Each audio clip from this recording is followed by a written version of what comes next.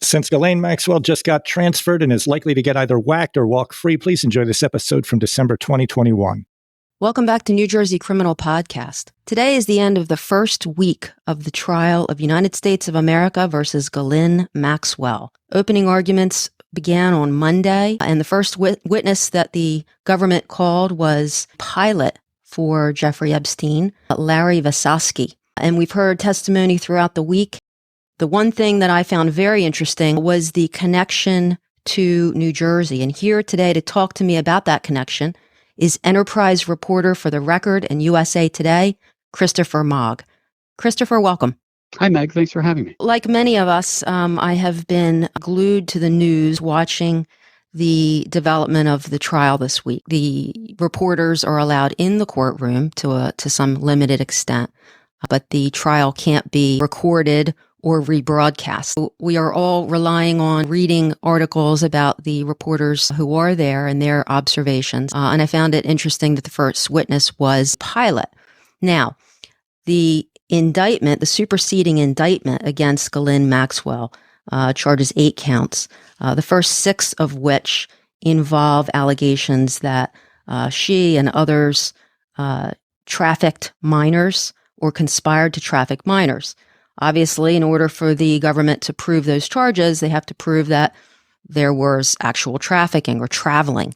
And so one of the big topics throughout the initial arrest of Jeffrey Epstein at the Teterboro Airport in New Jersey, and a lot of articles since then have focused on his travels on his infamous Boeing 727, commonly known now as the Lolita Express and other aircraft. I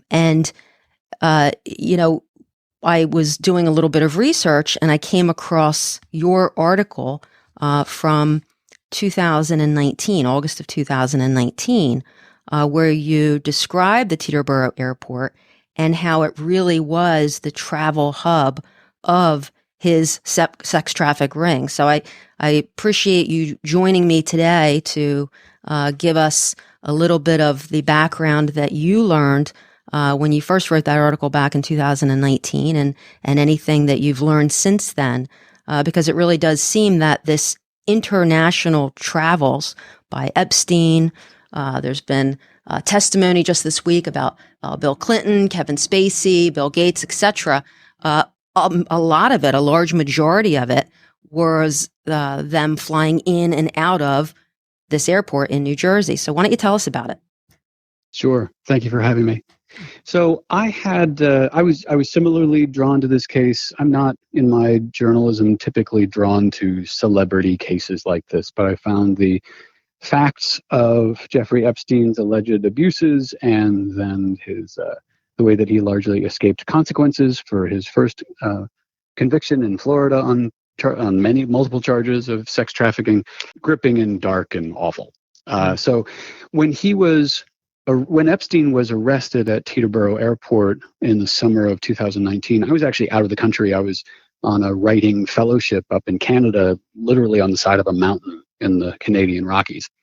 And so I was struck by, I've read about this guy. He was arrested. He was arrested at Teterboro. The Record newspaper where I'm based did 1 or 2 short stories on that, but didn't really, it's a daily newspaper with people who are operating under the gun of deadlines. And so nobody had really the bandwidth to think what a remarkable thing this is. What occurred to me immediately is that Epstein, from what little I knew at the outset, liked to be a big deal. He had a lot of money, and he liked to show that he has a lot of money. And for people with those 2 qualities, Teterboro is an important place. To hangar an airplane at Teterboro costs $60,000 a month if you want to park it inside. And there's a long waiting list. And Epstein, just through a quick search I did while I was in my little cabin in the mountains, he had at sometimes 4 aircraft parked there. Some indoors, some outdoors. That's a lot of... By my math, $250,000 a month. And it wasn't all indoors. And, we had a Sikorsky helicopter that was outdoors and things. And one was a small two-propeller Gulfstream plane. So, but at least one parked indoors. I mean, he was spending a lot of money. He could have parked these planes at Westchester County Airport, just a little bit farther from his home on the Upper East Side, and he could have paid a little more than half. As context, I had already covered, I was a transportation reporter at the Record before they gave me a column. So I knew a bit, just barely enough to be dangerous, on issues of regional transportation. Teterboro Airport is owned and operated by the Port Authority of New York and New Jersey. So that's why it resonated for me. Like, a lot of people look at Teterboro and they think it's an airport for small planes in a swamp in New Jersey. That's not untrue, but I knew enough to know that in this, among the international wealthy, Teterboro has a different connotation there. When you are Queen Latifah, I mean, for example, Queen Latifah, Justin Bieber have their photos, Polaroids of them just inside the door of the Subway sandwich shop at the end of the Teterboro runway. Because if you're about to get on a cross-country flight on your own plane, you need a sandwich. Mm-hmm. One of the places people want to be seen. You want to be able to say that you flew through Teterboro, and for as humble as it looks, it really is a place for the rich and famous.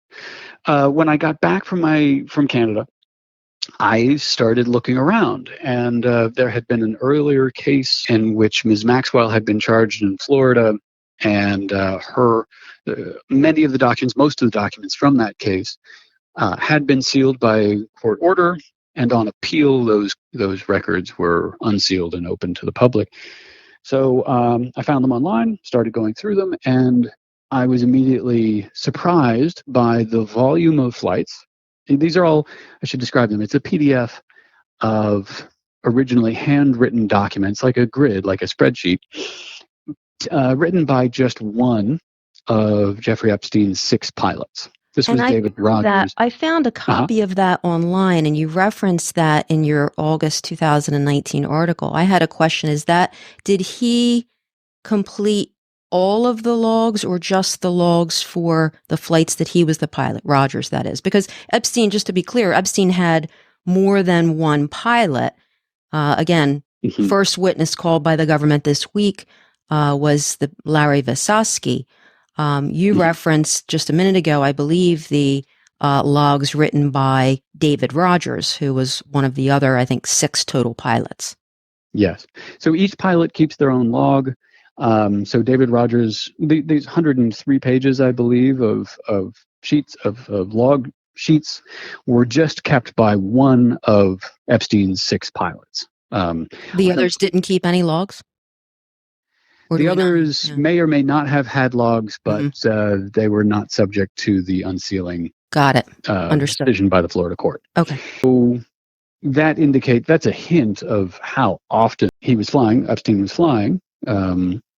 Just this is presumably a small subset of the total number of flights. Okay, right. So then your article referencing like at least 730 flights to and from Teterboro between 95 and 2013, it could be much, much more than that. That's just one pilot of 6. Got it. And the other thing that's maybe interesting to know or maybe important is that these are not FAA required documents. The pilots don't have to keep these.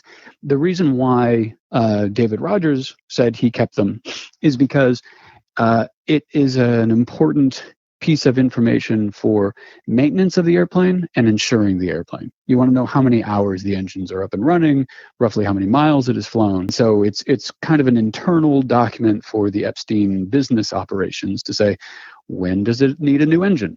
The reason why that becomes important is because the way that David Rogers kept these records changed pretty drastically. So they started in 1995, and Rogers is writing down, in most cases, the full names of every person on board, with some important exceptions. A lot of what appear to be the younger women that were flying on the Boeing 727 were often just the initials. So some of those align with people who say they were victimized by Epstein. Some of them don't, but we just have the initials to go on.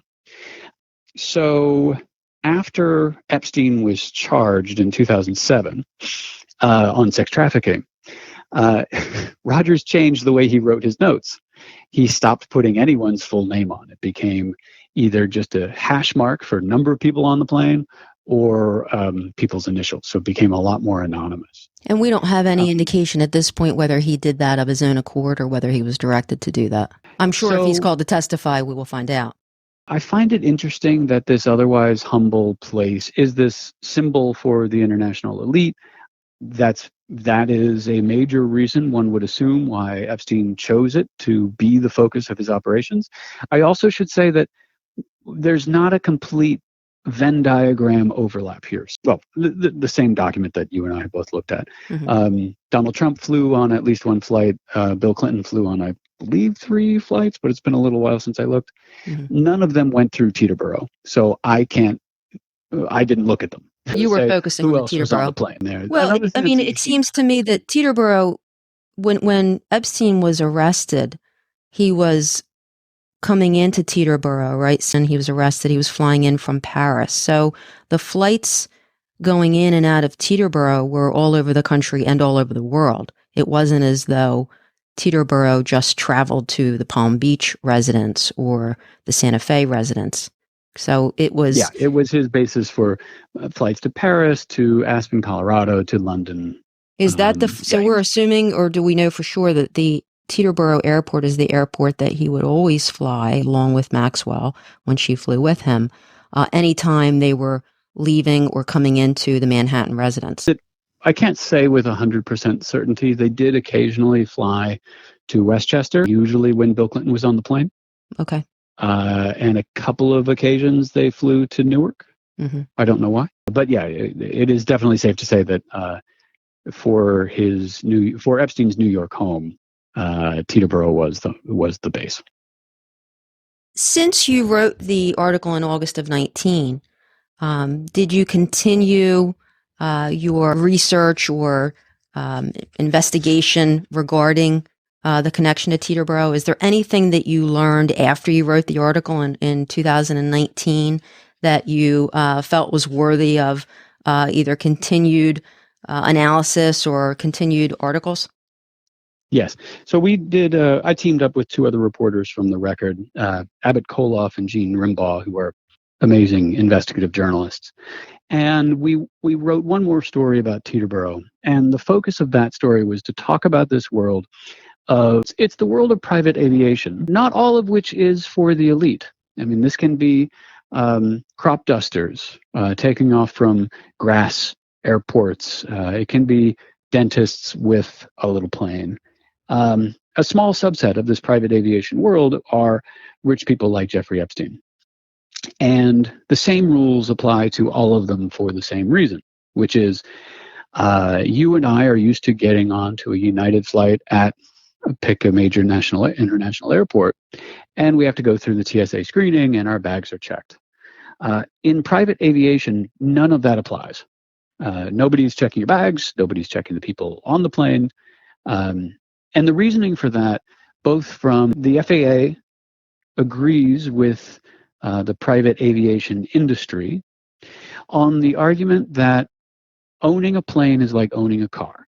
We would never suggest that state police should check our bags and our cars before we take our cars out of the garage.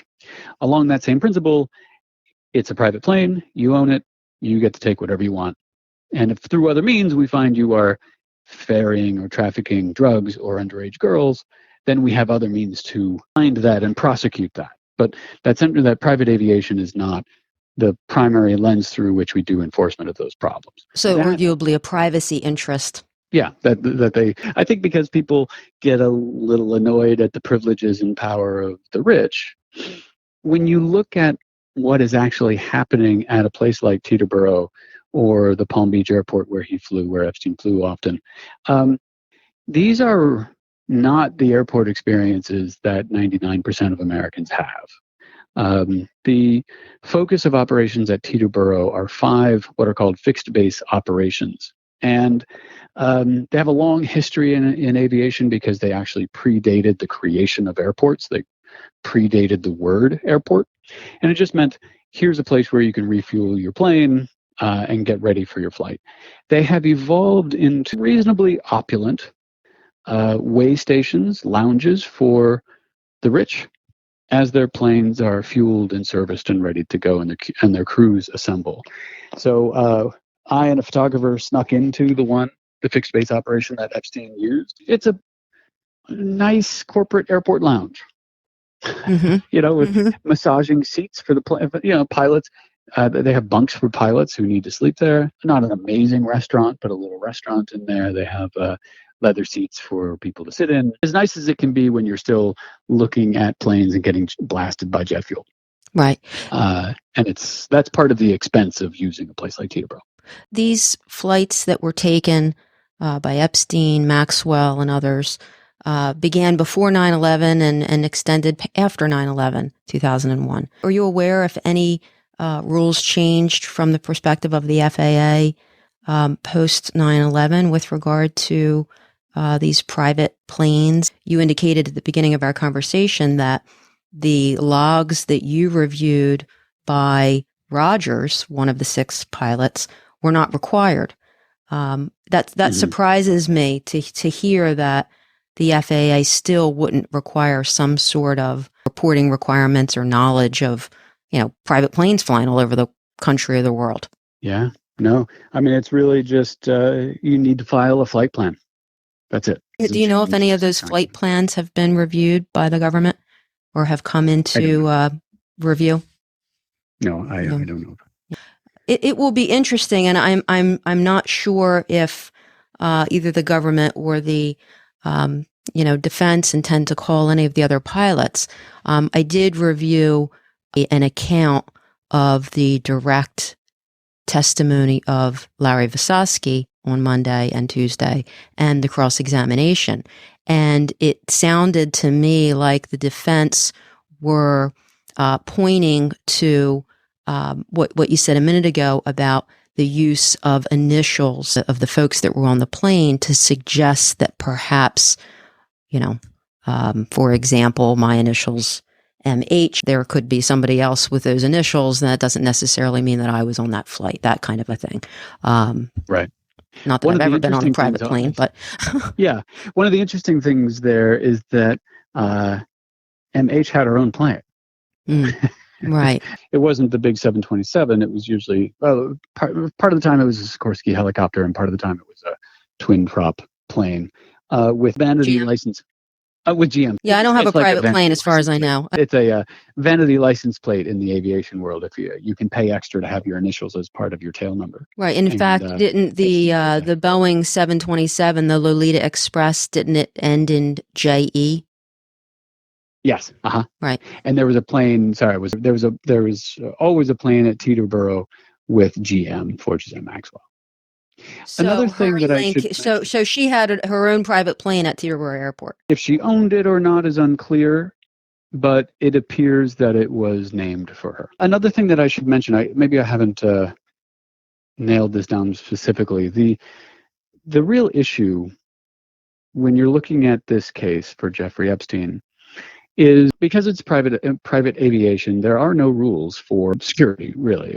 If you're coming in from as he was on his final flight from Paris. If you're flying internationally, the TSA is allowed to meet you at your destination and check your bags to make sure you're not bringing in any illegal goods. Domestic flights, there's no authority, there's no structure for that. But there is an informal piece to it. I believe it was Vanity Fair magazine interviewed people at the St. Thomas Airport, which is close to the island Little St. James that Jeffrey Epstein owned, just a short little boat ride away. They reported to again, I think it was Vanity Fair, seeing Epstein landing and leaving in the company of many young underage women and getting their noses bent out of shape, thinking that's not right. You shouldn't be doing that. You're old enough to be their father or their grandfather. This is not like landing at Teterboro is not landing at a crop duster airport. There are people there. And if there were people who noticed this strange looking group at St. Thomas, it stands to reason that there would have been people working at Teterboro who noticed the same thing. Yeah, and just as an aside, the flight would fly correct, from Teterboro to St. Thomas. Yes. Mm-hmm.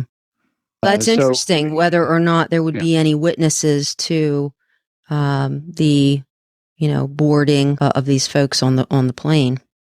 Yeah. And the Port Authority told us that they offer trainings. They run trainings for workers, and one part of that training is to instruct workers that if you see anything suspicious to indicate drug trafficking or human trafficking, here are the avenues to report that. Do we know whether there's any surveillance at Teterboro? I know that there are private security cameras at each of these fixed base operations. Port Authority has its own police force, and they patrol the perimeter. Police also help with them at the perimeter, and then TSA has authority to come on site, and the FBI anytime they want. It's definitely nothing as intensive as you might see at Newark Airport. One of the things that Visosky testified about on, I think it was Tuesday, was that one of the things that he did was pick up luggage and put luggage on the plane, and do a number of other things around the home of Epstein, including hooking up, audio equipment, etc. It seems odd that a pilot would be carrying luggage onto a plane, but of course, I guess if you're also transporting underage females, that the less people that see and know who's coming on and off, the better. I interviewed a number of pilots who are, among the elite for this private aviation world, whose clients own a Gulfstream 5 or a Gulfstream 7 jet, $50 million, $70 million jet. In that world, what these pilots told me is that the client dictates everything. Every aspect of your working life is determined by the whims and taste of the client. Some told me that they were hired through, a chief of staff to a rich client, never met or saw the rich client. They were told when to be in the cockpit. They were in the cockpit at that time. The door was always closed, and the client preferred no contact and maximal privacy. Other pilots told me, actually, no, I'll take that back. The same pilot told me he had a different client who liked to fly to Las Vegas and would ask the pilots and a flight, one or two flight attendants to join the client as they rolled around like big spenders in Las Vegas, because he wanted to have a big entourage, and would be generally included in the client's social world, at a kind of a junior level, run the gamut. So right. Yeah, the client can say, for whatever reason, you can load baggage or keep away for the baggage. We have other people to do that.